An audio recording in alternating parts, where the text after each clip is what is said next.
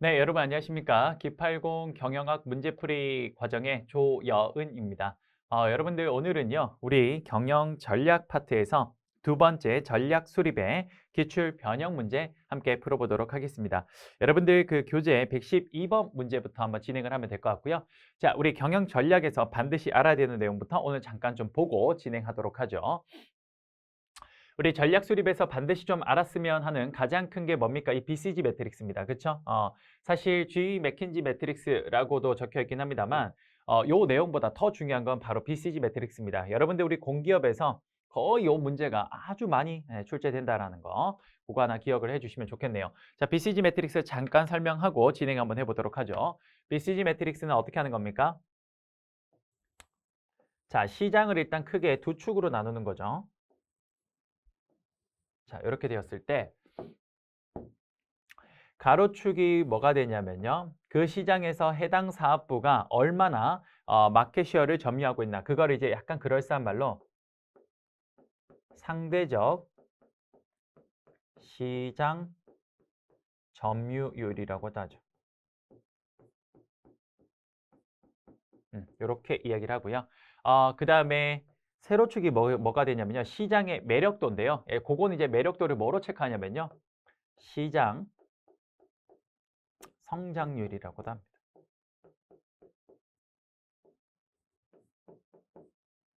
이렇게. 자, 그랬을 때 이렇게 한번 해볼게요. 상대적 시장 점유율이 왼쪽으로 갈수록 고, 그다음에 오른쪽으로 갈수록 뭐가 됩니까? 저가 되고요. 그다음에 시장 성장률은 올라갈수록 고, 내려갈수록 저가 됩니다. 그렇죠? 자, 이랬을 때 우리가 이제 이렇게 했을 때 이제 사업부를 총 네 가지로 나눌 수가 있는데 첫 번째, 시장 성장률은 높은데 아직까지 그 사업부가 그 시장에서 상대적 시장 점유율이 굉장히 낮은데 여기를 뭐라고 하냐? question mark라고 합니다. 그렇죠? 두 번째는요. 시장 성장률이 높고 상대적 시장 점유율도 높은 여기를 rising star 혹은 줄여서 star라고 하고요. 그 다음에 시장 성장률은 낮으나 우리 그 사업부가 상대적 시장 점유율이 굉장히 높은 걸 cash cow라고 하고요. 마지막으로 그게 모든 것들이 낮은 데를 개라고 하죠. 자, 여기서 하나만 체크합시다. 하나 더 체크해야 되는 게 퀘스천 마크는 어떤 책에서는 problem child, 문제아라고도 합니다. 그것도 하나 기억할게요. problem child, 문제아라고도 체크를 해요. 이게 뭡니까? 이게 시장 매트릭스죠. 하나 더 할까? 한번 하는 김에 요 색깔로 합시다.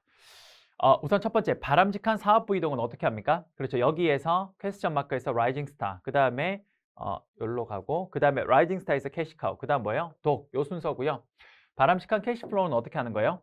그거는 바로 캐시카우를 중심으로 첫 번째 퀘스천 마크로 갔다가 그 다음 돈이 남으면 라이징 스타로 이렇게 가는 겁니다. 그렇죠? 이 정도는 기본적으로 꼭 알고 계셔야 돼요. 오케이, 오케이. 그 다음 또 하나 봅시다. 여러분들 사업부 전략에서 포터의 본원적 경쟁 전략 역시나 굉장히 중요한 거죠. 굉장히 중요하고요. 해당 내용 살짝 한번 체크 한번 해봅시다. 마이클 포터의 본원적 경쟁 전략 한번 그려볼게요. 자, 이렇게 했을 때 마이클 포터는 역시 두 가지 축으로 설명을 하는데요. 우선 첫 번째, 세로축이 뭐냐? 세로축이 경쟁 범위가 되고요. 경쟁 범위가 되고, 그 다음에 가로축은 이게 뭡니까? 경쟁 우위가 되죠.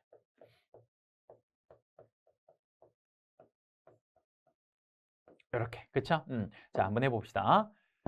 경쟁 범위가 위로 갈수록 뭡니까? 넓어요. 그러니까 넓은 시장을 대상으로 경쟁한다는 거죠. wide. 그 다음에 밑으로 갈수록 뭡니까? 좁은 시장을 상대로 경쟁을 한다. 그래서 narrow라고 할게 좁다. 됐죠?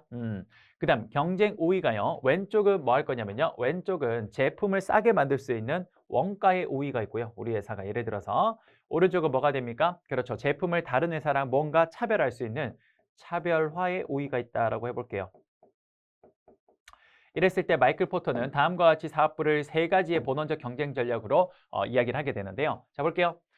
경쟁 우위가 원가고 넓은 시장을 대상으로 경쟁하는 이런 사업부가 뭐라고 하냐? 요런 그렇죠. 원가 우위 전략이라고 합니다. 자, 전략은 생략할게요. 오케이? 두 번째, 넓은 시장을 대상으로 경쟁하는데 우리 회사가 타 회사랑 좀 더 제품을 차별화할 수 있다. 이게 뭡니까? 오케이. 차별화 전략.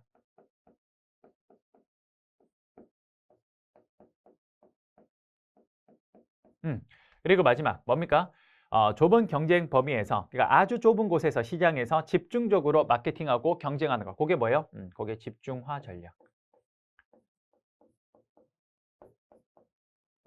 요거 그렇죠. 자, 여러분들 일반적으로 우리가 일반적으로 경쟁 범위를 넓게 가져가는 여기를 누가 하는 거냐면요. 요게 이제 흔히 대기업들이 이렇게 하고요. 그다음에 이렇게 집중 시장에 아주 일부만 집중하는 게 보통 그렇습니다. 중소기업들이 될 거예요. 그렇죠? 요렇게 체크하시면 될 것 같네요. 그렇죠? 자, 요게 여러분 전략 수립의 아주 중요한 핵심 이론들에 대해서 간략하게 한번 정리를 한번 해봤습니다. 됐습니까? 오케이, 좋아요. 자, 그러면 문제 한번 들어가 보죠. 자, 112번부터 들어가 보겠습니다. 기업 간 상호 협력 관계를 유지하여 다른 기업에 대하여 경쟁적 우위를 확보하려는 새로운 경영 전략을 무엇이라고 합니까? 라고 하거든요. 자, 뭡니까 여러분들? 기업 간 핵심이네요. 상호 협력 관계를 유지하면서 그러면서 다른 회사보다 좀 더 우리가 그러니까 A 회사와 B 회사가 서로 상호 협력적인 관계를 맺으면서 그 관계를 바탕으로 다른 회사들보다 좀 더 전략적 우위를 설려고 하는 거. 이게 뭡니까? 전략적 제휴라고 하죠. 정답 5번이 되겠습니다. 자, 딴 것도 한번 볼게요. 인소싱은 뭐냐면요. 아웃소싱의 반대예요. 여러분들 그 아웃소싱은 뭡니까? 우리 회사의 핵심 부분, 이런 핵심 부분을 제외하고 나머지는 다 어떻게 하는 거예요? 외주 주는 거예요. 다 외주. 이런 게 뭡니까? 아웃소싱입니다. 아웃소싱의 가장 대표적인 기업이 어디예요? 나이키예요. 나이키는 자신들의 핵심 기능의 가장 대표적인 R&D 연구개발과 그다음에 디자인, 그다음 또 뭐예요? 마케팅. 이런 것들만 본사에서 하고요. 나머지 생산, 유통 이런 것들은 전부 다 외주를 줘서 하고 있습니다. 그렇죠? 이게 바로 아웃소싱. 그럼 쌤 인소싱은 뭐예요? 인소싱은요. 반대로 모든 이런 것들을 다 내부로 가져와서 하는 거예요. 그게 바로 인소싱이 됩니다. 이 두 개는 반대되는 이야기라고 보시면 되고요. 리쇼어링, 요거는 이제 최근에 와서 많이 좀 중요해진 이야기인데 사실 요거는 무역 관련된 용어죠. 무역.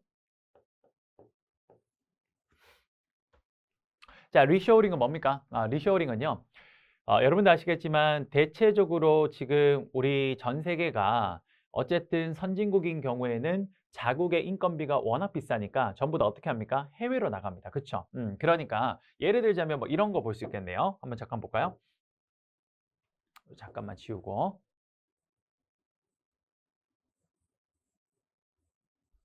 자, 잠깐만요. 좀 지우고 하겠습니다.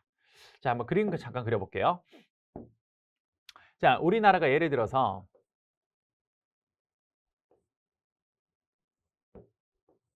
자, 우리나라가 요렇게 있어요. 그렇죠? 자, 그리고 태평양을 건너서 뭐가 있습니까? 그렇죠. 미국이 이렇게 있습니다. 그렇죠? 자, 그리고 요 밑으로 가면 뭐가 있습니까? 이제 동남아들이 있겠죠. 그렇죠? 자, 우리나라 기준으로 한번 잠깐 볼까? 예를 들어서 현재 우리나라가 굉장히 이제 사실 우리나라의 가장 큰 이제 문제점 중에 하나가 우리나라가 이제 선진국화가 되고 있으니까 인건비가 급속도로 상승하고 있습니다. 그렇죠? 그래서 한국에서 기업들이 인건비 상승 때문에 결국 인건비 상승은 뭐로 이어지냐? 결국 생산 원가의 상승으로 이루어집니다. 그렇죠? 생산 원가의 상승. 그러다 보니 기업이 이윤을 추구하기 위해서는 결국 이 비용적인 측면을 조금 덜어줄 필요가 있습니다. 그렇죠? 그래서 현재 우리나라에 있는 많은 기업들, 특히 지금 대표적으로 정말 있었던 게 어디냐면 이 구미의 삼성전자의 원래 핸드폰 조립 라인이 여기 있었는데요. 삼성전자가 인건비 상승이나 이런 문제들이 너무 커지니까 결국 어떻게 했냐? 삼성전자가 구미에 있는 모든 그 생산 조립 라인을 다 들고 어딜 가버렸냐? 그렇습니다. 바로 베트남으로 갔어요. 음.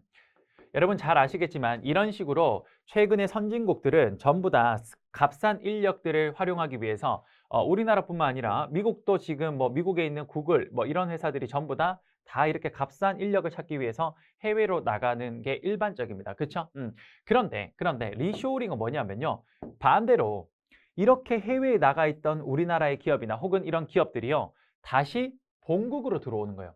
요게 뭐냐? 요게 바로 리쇼어링입니다. 여기 이제 최근에 많이 일어나고 있어요. 왜냐?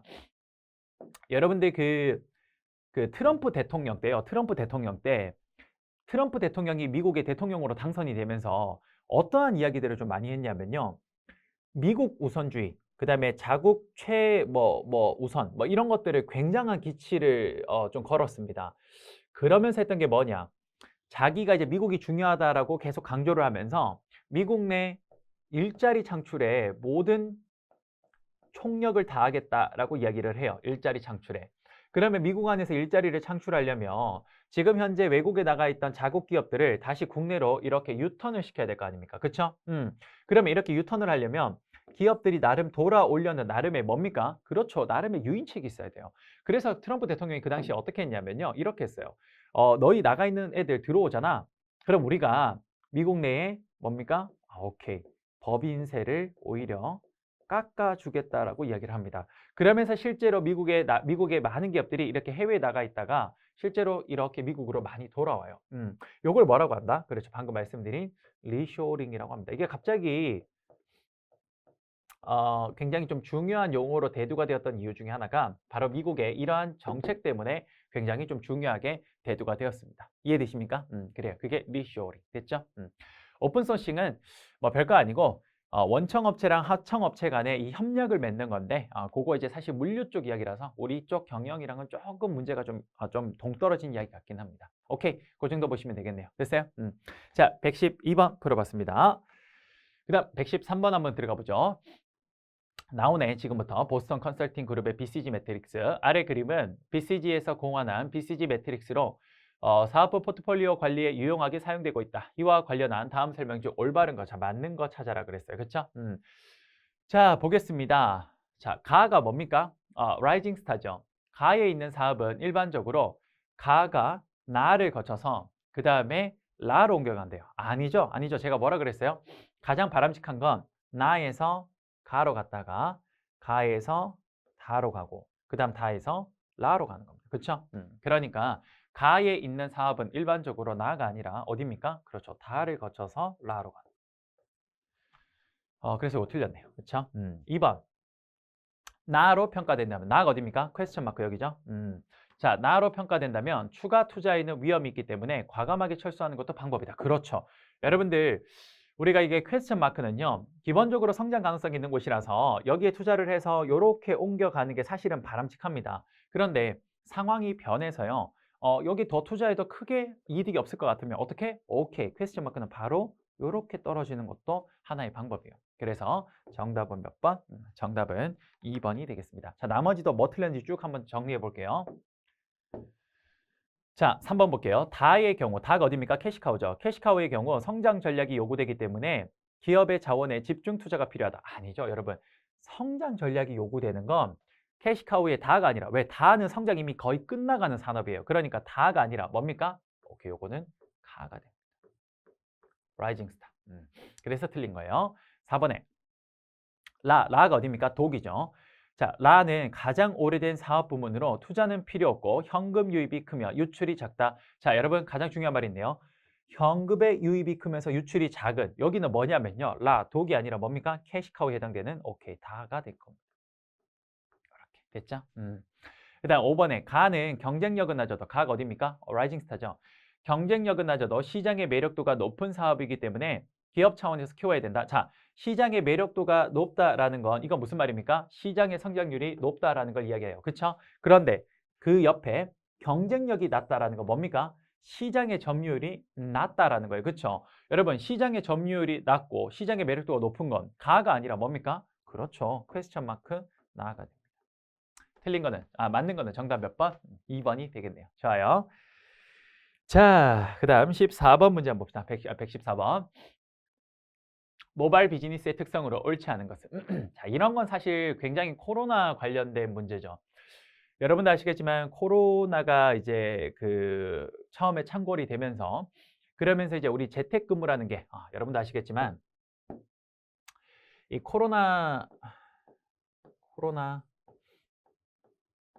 코로나19 사태가 벌어지면서 사실 새로운 어떤 형태의 근무 형태가 굉장히 많이 발생을 했습니다. 요거 인사관리에 자주 나왔던 시사 문제 중에 하나인데요. 하나만 정리해 보죠. 코로나19로 인해서 나온 가장 대표적인 근무 형태가 일단 그렇습니다. 여러분도 아시겠지만 재택근무예요.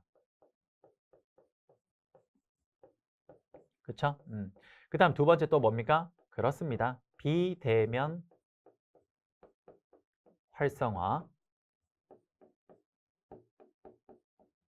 그렇죠. 그다음 비대면이 활성화되다 보니까 회의를 어떻게 하기 시작했냐? 그걸 이제 거의 뭐라 그래야 될까요? 일상 용어처럼 쓰이고 있는데 그게 뭡니까? 그렇죠. 온택트라고 합니다. 온라인상에서 만나는 거. 이런 것들이 대표적으로 코로나19가 되고 난 뒤에 바뀐 하나의 기업 문화 중에 하나인데요. 그중에 대표적인 게 뭐냐? 그게 바로 저기 있는 모바일 비즈니스입니다.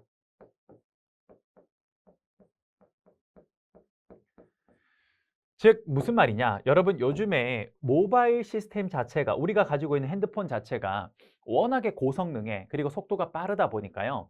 그러니까 이 모바일 하나를 가지고도 얼마든지 사무실에 있는 그런 효과를 비즈니스적으로 창출해 낼 수 있다라는 겁니다. 그렇죠? 그래서 요 기기를 바탕으로 굳이 회사를 가지 않더라도 그걸 바탕으로 화상회의도 하고 뭐 채팅도 주고받고 서로 파일도 주고받으면서 여러 가지 비즈니스를 처리할 수 있다 그래서 모바일 비즈니스라고 합니다. 이 모바일 비즈니스의 가장 큰 장점이 뭐냐? 그렇죠. 이게 바로 이동성이에요. 어디에서나 쉽게 이동해서 근무를 볼 수 있다는 게 가장 큰 장점입니다. 그렇죠? 그래요. 그걸로 아닌 것. 1번 편제성. 뭐 당연히 이거 가능할 거고요. 접근성, 접근이 가능하고요. 3번 틀렸네요. 고정성이 아니라 방금 뭐라 그랬어요? 대표적인 게 이동성. 편리성도 맞죠? 그 다음에 어디서나 접속할 수 있으니까 접속성도 맞을 겁니다. 정답 몇 번? 3번. 좋아요. 자, 115번 한번 봅시다. 보스턴 컨설팅 그룹이 개발하고 현재 많은 기업에서 사용하고 있는 BCG 매트릭스는 여기 있네. 두 가지 기준을 축으로 사업부를 분류한다. 여기서 핵심이 요거네요. 두 가지 기준. 자, 이를 바탕으로 자원을 효과적으로 분배할 수 있도록 하여 기업의 전략 수립의 기본적인 분석 도구로 활용되고 있는데 X와 Y축을 기준에 따라 사업부를 그 다음에 현금 젖서, 물음표, 스타로 나눌 수 있는데 이를 나누는 기준으로 정확하게 짝지어진 것은 오케이. 우리 아까 전에 했네요. 그쵸? 자, 두 가지 사업축의 기준. 자, 첫 번째, 가로축이 이제 X축이죠. 가로축이 뭐였습니까? 이게 바로 상대적 시장 점유율. 요거고요. 그 다음에 세로축이 뭐예요? 세로축은 뭡니까? 그렇죠. 시장 성장률.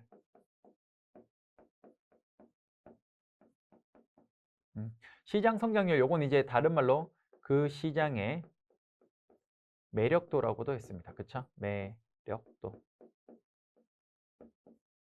이렇게. 그러니까 요게 이제 Y축이 될 거고 여기가 X축이 되겠네요. 그쵸? 정답 몇 번입니까? 간단하겠네요. 정답, 오케이. 4번이 되겠네요. 좋아요. 자, 그 다음 116번 한번 들어가 볼게요. 경영 전략의 대가로 불리는 하버드 경영대학의 마이클 포터 교수가 주장하는 기업의 경쟁 우위 확보 전략. 아하, 경쟁 우위 확보 전략. 이건 뭡니까? 본원적 경쟁 전략에 대한 이야기네요. 한번 정리해 봅시다. 본원적 경쟁 전략은 크게 세 가지가 있었습니다. 첫 번째 뭡니까? 싸게 제공할 수 있는 원가 우위 전략. 두 번째, 제품에 대한 차별화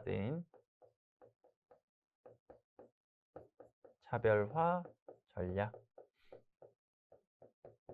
그다음 마지막 세 번째, 좁은 시장에 타겟으로 하는 뭡니까? 오케이.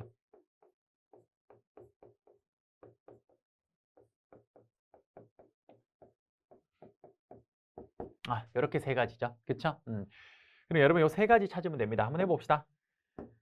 첫 번째, 특정 산업이나 지역 혹은 고객에게 집중하는 겁니다. 오케이, 요거 뭐가 됩니까? 집중화 전략이 되겠네요.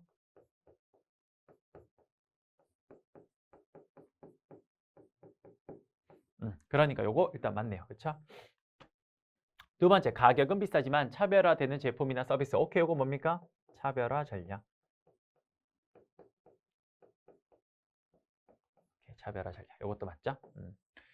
그다음에 디귿, 경쟁자보다 전반적으로 저렴한 제품이나 서비스 제공하는 거. 이거 뭡니까? 원가 우위 전략. 이렇게. 그렇죠? 디귿도 맞네요. 리을에 끊임없이 새로운 제품을 개발하거나 서비스를 제공하는 건 시장을 개척하는 거. 개척하는 거에 대한 내용은 없죠. 그렇죠? 그러니까 기역, 니은, 디귿. 정답 몇 번입니까? 오케이. 정답 4번이 되겠습니다. 좋아요? 자, 117번 들어가 볼게요. 기업의 무리한 인수, 합병, M&A 전략은 운영적, 재무적 위기로 이어질 수가 있다. 다음 중 인수, 합병 전략 실행에서 문제를 야기할 수 있는 요소로 가장 거리가 먼 거를 물었습니다. 자, 해볼게요. 첫 번째, 법적 규제에 따른 절차적 비용. 그렇습니다. 예를 들어서 M&A를 하는데 법적으로 뭔가 막혀 있거나 혹은 법적으로 그걸 허용하지 않는다. 그럼 어쨌든 그걸 어쨌든 허용을 하기 위해서는 여러 가지 비용이 필요하겠죠. 그러니까 법적 규제 혹은 그 규제가 너무 까다로울 때마다 그 진행할 때마다 관련된 비용을 내야 되니까 이런 거 충분히 뭡니까? 오케이, 가능한 실행의 문제를 야기하는 요소로 볼 수 있겠네요.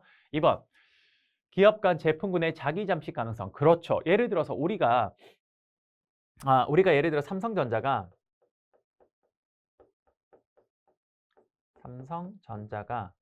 원래 핸드폰을 요만큼 시장을 점유하고 있었어요. 그런데 삼성전자가 어떤 회사를 인수했냐? 예를 들어서 삼성전자가 H전자라는 회사를 인수했다고 할게요. 그러면 H전자도 원래는 시장에 한 이 정도 일부를 좀 자기 걸로 가지고 있었습니다. 자, 이랬을 때 보세요. 요 회사가 요 회사를 인수하게 되면 우선 자기 거는 그대로 지키긴 하는데, 그리고 새로운 걸 가져오기도 하지만 요 두 회사가 겹치고 있었던 상품군이 있었던 거예요. 요런 거 뭡니까? 그렇죠. 요거는 결국 요 시장 안에서는 서로가 서로를 뭐 하는 거예요? 그냥 농갈라 먹게 하는 거죠. 그렇죠? 그런 걸 우리가 cannibalization, 뭡니까? 자기 잠식이라고 합니다. 그런 가능성 충분히 있죠. 3번, 피인수 기업의 산업군에 따른 진입장벽. 그렇죠. 정답 몇 번입니까? 3번이 됩니다.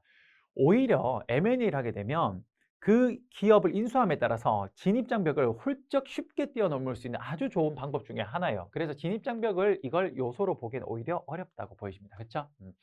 4번, 인적 자원의 다양성에 따른 조직 통합 비용. 그렇죠. 문화가 다른 두 기업이 합쳐졌을 때 그 문화가 융화되지 못하면 다시 와야 되는 경우도 굉장히 많아요. 가능하네요. 5번에 동일 기업을 인수하고자 하는 기업들의 과당 경쟁. 그렇죠. 같이 인수하려고 막 경쟁하다 보면 그 회사의 그 인수 가격이 계속 올라가니까 굉장히 비용이 많이 들어갈 수 있습니다. 정답은 3번이 되겠네요. 됐어요? 자, 그 다음에 118번. 다음 중 기업이 원가 우위 전략을 사용하기에 효과적인 상황. 원가 우위 전략이라는 건 결국 뭡니까? 그렇죠. 가격을 싸게 가져가는 거죠. 자, 볼게요. 자, 1번 차별적 기술을 가지고 있는 경우. 이거는 뭡니까? 이건 차별화 전략.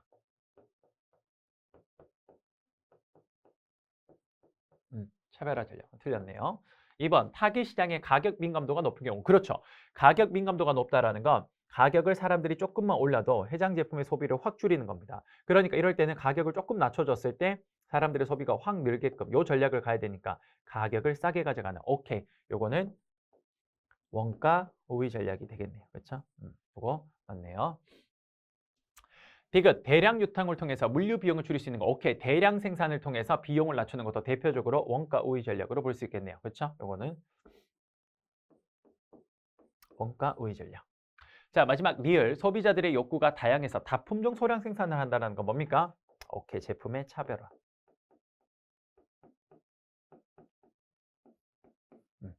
정답 몇 번? 니은, 디귿. 오케이. 정답 3번 되겠네요. 그렇죠? 자, 그 다음 19번 문제 들어가 볼게요. 19번. 다음 사업부 전략에 대한 설명으로 옳지 않은 거, 자, 틀린 거 물었습니다. 틀린 거 들어가 볼게요. 마케팅 기능이나 연구개발 기능에 우위가 있는 기업은 주로 차별화 전략을 사용한다. 오케이. 마케팅을 차별적으로 할 수 있으니까 맞겠네요. 2번. 집중화 전략은 전문성을 확보할 수 있는 장점이 있으나. 그렇죠. 왜 그러냐? 아주 좁은 시장을 우리가 집중적으로 우리가 소구할 수 있으니까 그 시장의 만큼은 뭡니까? 전문성을 확보할 수 있다는 게 맞습니다. 그렇죠? 자, 그런 장점이 있으나 특정 세분 시장에서만 활동함으로 위험이 크다는 단점이 있다. 그렇죠. 왜? 그 시장에서는 전문성을 가지고 있는데 만약 그 시장에서 시장성이 떨어지면 어떻게 됩니까? 사업부 전체를 잃을 수 있습니다. 그렇죠? 충분히 맞는 말이네요. 3번 차별화 전략을 사용하게 되면 가격을 높게 받을 수 있다는 장점이 있다. 그렇죠. 여러분 애플이 왜 왜 그렇게 비싼 거 받겠습니까? 그렇죠? 애플은 이런 뭡니까? 그 전자펜 하나를 20만 원에 파는 거죠. 와, 제가 만년필 좋아하는데 만년필 비싼 거 사도 물론 좋은 거 엄청 비싸긴 한데 막 그 정도는 아닌 것 같은데. 어쨌든 예, 그게 갬성이라는 차별 때문에 나온 거 아니겠습니까? 그렇죠? 예. 4번 제품 수명주기 도입기에는 집중화 전략이 유리하고 그렇습니다. 왜냐? 도입기에는 누가 이 제품을 사용할지 잘 모르기 때문에 아주 좁은 시장에서 마케팅을 테스트해보는 게 제일 좋고요. 그리고 나서 정말 시장성이 있다고 생각되면 그러면 성장기 성숙기로 넘어갈 때 차별화나 원가 우위 전략을 사용하면 됩니다. 오케이, 맞네요. 5번 사업의 후발 진입자는 선발 진입자보다 높은 위험을 지면서 사업을 해야 되는 부담감이 있다. 아니죠. 정답 몇 번? 5번. 왜요? 여러분 보세요. 산업의 선발자의 가장 큰 단점이 뭐냐면요.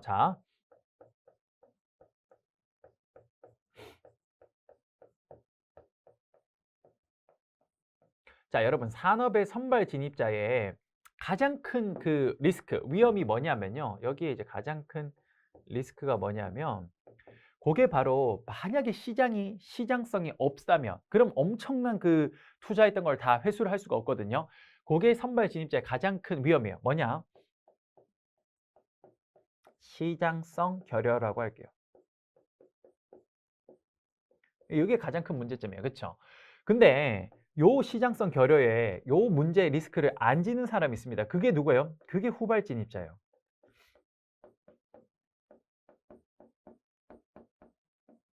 자, 한번 제가 예를 들어서 한번 설명해 볼게요. 이게 누구냐면요. 요게 애플이에요. 그리고 요게 누구냐면 요게 이제 요게 삼성이에요.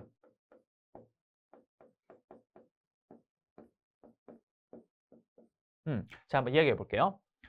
여러분들 그 스마트폰 시장에서 사실 그 가장 이제 완성도 높은 스마트폰을 제일 처음 만든 회사가 물론 스마트폰을 최초로 만든 건 애플은 아니에요. 그건 리서치 모션이라 그래서 림이라는 회사에서 만든 블랙베리고 그걸 이제 가장 대중성 있게 좀 완성도 높게 만든 게 애플입니다. 그러니까 애플은 처음에 스마트폰 시장에 자기들이 뛰어든 거예요. 근데 이거는 상당한 위험이 있거든요. 왜? 뛰어들었는데 아무도 스마트폰을 안 사. 그럼 뭡니까? 그렇죠. 그 제품을 만들기 위해서 여러 가지 막 돈을 투입하고 기계 설비 사고 했던 것들이 싹 다 뭐가 됩니까? 그렇죠. 매몰 비용이 되는 거예요. 그래서 엄청난 사실 그 부담감이 있습니다.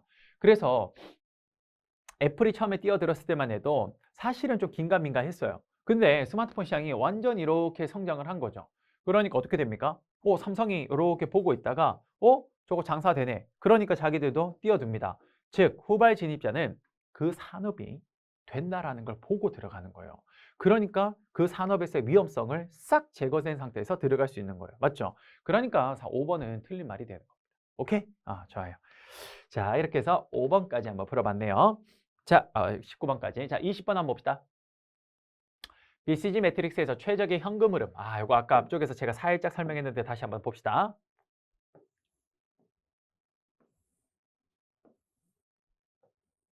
자, BCG 매트릭스에서 우선 여기 가로축이 뭡니까? 시장에서의 상대적 점유율. 세로축이 뭐예요? 시장의 성장률. 그렇죠? 매력도. 그리고 여기가 뭐가 돼요? question mark. 여기가 rising star.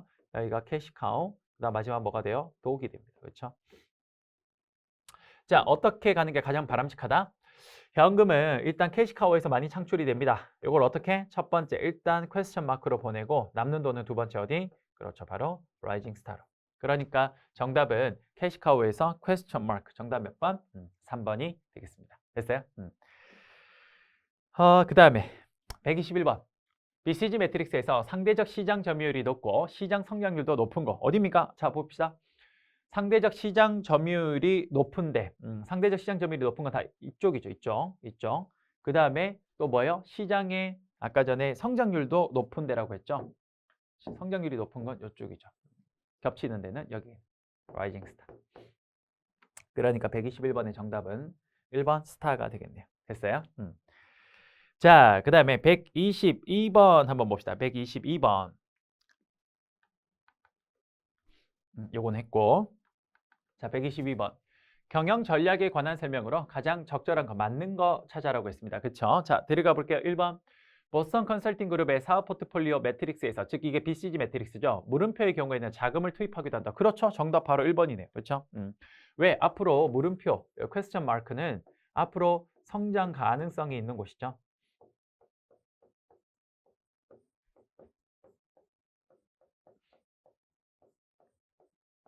성장 가능성이 큰 곳이기 때문에 당연히 이제 여기다 자금을 투입합니다. 어디에서? 하나 더 할까? 퀘스천 마크에서. 캐시카우에서. 그렇죠? 이렇게 자금을 투입하는 거예요. 그렇죠? 그러니까 1번이 정답이고, 자, 나머지 한번 봅시다. 관련 다각화 전략을 사용하면 반드시 규모의 경제가 실현된다. 여러분, 관련 다각화라는 거 비슷한 것들을, 비슷한 제품, 그러니까 IT 회사가 가전제품이나 혹은 어떤 블루투스 이런 쪽으로 진출하는 거죠. 그랬을 때는 규모의 경제는 하나의 제품을 가지고 여러 개를 만들어야 되고, 이거는 비슷하긴 하지만 어쨌든 다른 제품을 만드는 거니까 이건 규모의 경제가 아니라 요거는 범위의 경제가 이루어집니다.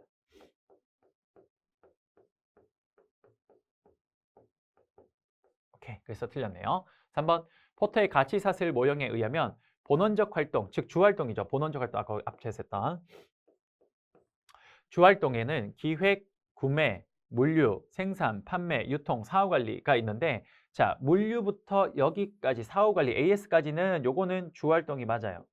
그런데 앞쪽에 요 두 개가 뭡니까? 저거는 보조활동이 됩니다. 그래서 틀린 거네요. 그렇죠? 4번, 포터의 산업구조 분석 모형에 의하면 구매자의 교섭력이 강하고, 즉 소비자의 교섭력이 강하고요. 그 다음에 공급자의 교섭력이 약하며 대체재가 적을수록, 그럴수록 수익성이 높아진다. 앞에 두 개는 맞지만 요거는 틀렸네요. 구매자의 교섭력이 뭐 해야 됩니까? 약해야 돼요. 이렇게. 그래서 틀렸습니다. 5번, 보스턴 컨설팅 그룹의 사업 포트폴리오 매트릭스에서 상대적 시장 점유율이 1보다 크다는 것은 시장 점유율이 50% 이상이라는 것을 의미한다. 약간 어려운 말인데, 여러분, 보스턴 컨설팅 그룹에서 상대적 시장 점유율이 1보다 크다라는 건요. 그거는 뭘 의미하는 거냐? 이렇게 적을게요. 현재 그 사업부가 시장에서 1위를 하고 있다라는 이야기라고 보시면 됩니다. 정답은 1번이 오케이, 맞는 말이 되겠습니다. 됐습니다. 여러분들 이렇게 해서 우선 이번 시간은 122번까지 한번 풀어봤고요. 다음 시간에 계속해서 123번부터 여러분들과 함께 좀 문제 풀어보도록 할게요.